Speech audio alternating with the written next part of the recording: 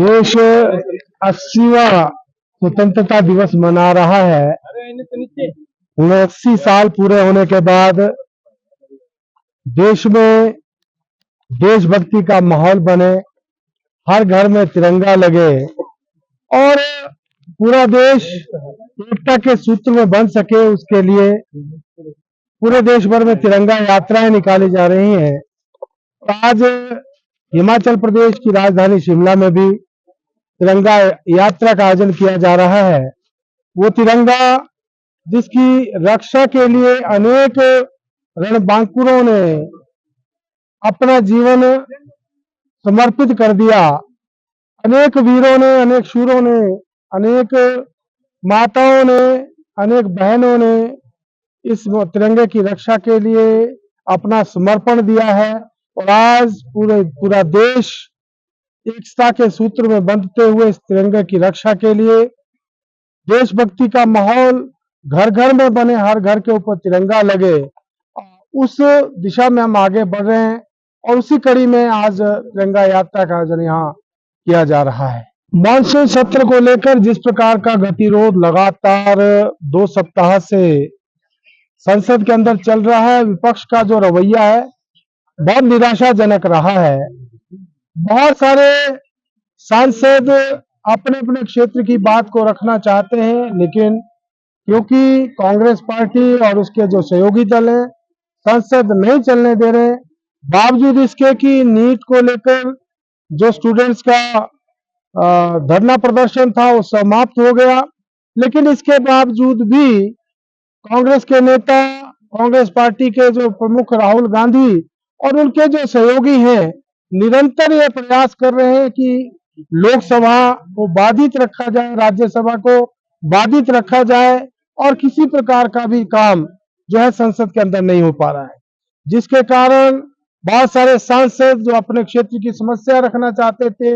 बहुत जगह भी बाढ़ आई है, जैसे असम का हम बात करें उधर बाढ़ आई है, बहुत सारे दूसरे क्षेत्रों में भी बरसात के कारण नुकसान हुआ है। और इसके अलावा भी बहुत से विकासात्मक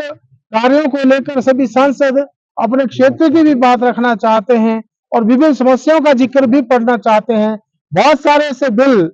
जो कि जिनको इस सत्र में पारित किया जाना है, लेकिन जिस प्रकार का गतिरोध कांग्रेस पार्टी और उसके सहयोगी सांसदों के द्वारा किया जा रहा है, जिसके कारण संसद का भी जो है बहुमूल्य समय जो है जाया जा रहा है और साथ ही साथ जो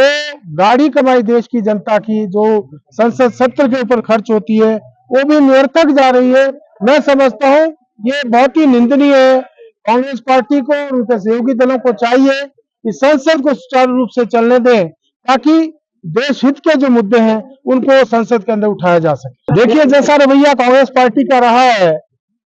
सुबह संसद में सत्र में आते हैं और उसके बाद हल्ला शुरू कर देते हैं और इसी प्रकार से उनका ये प्रयास होता है कि किसी भी तरह से संसद को बाधित किया जाए और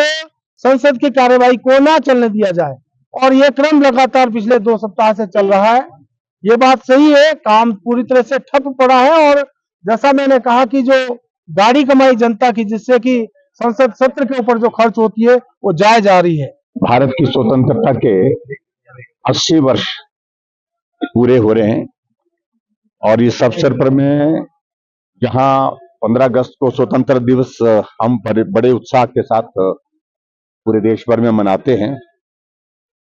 मैं सभी को बहुत बहुत बधाई देता हूं, स्वतंत्रता दिवस की शुभकामनाएं देता हूं। और मुझे इस बात को लेकर के प्रसन्नता है कि हमारे देश के यशस्वी प्रधानमंत्री नरेंद्र मोदी जी ने देश के प्रति हमारा श्रद्धा का भाव, आदर का भाव तिरंगे के प्रति हमेशा रहे। जिस तिरंगे के नीचे पूरा भारत कश्मीर से कन्याकुमारी तक एक है, एकता का संदेश और एकता के संदेश के साथ साथ में तिरंगे के प्रति हमारा सम्मान का भाव, इस बात को और मजबूत करने की आज की तारीख में जिस प्रकार से आवश्यकता है, पूरे देश भर में हमने पार्टी के स्तर पर, संगठन के स्तर पर भी ये फैसला लिया है कि 15 अगस्त से पहले